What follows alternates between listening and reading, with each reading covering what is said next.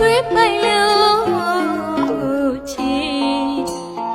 အရွယ်မတိုင်မီပူပွေးသလိုမွေးရရပြန်ပြီအနန္တတော်ယူကြောင်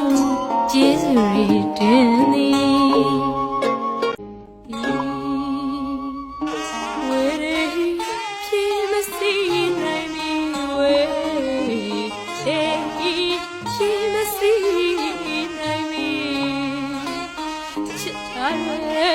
အမေ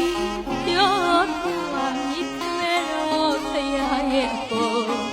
အထင်လို့မမတဲ့မီ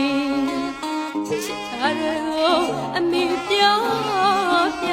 မိခဲတော့ဖရာရဲ့ပေါ်အထင်လို့မမတဲ့မီ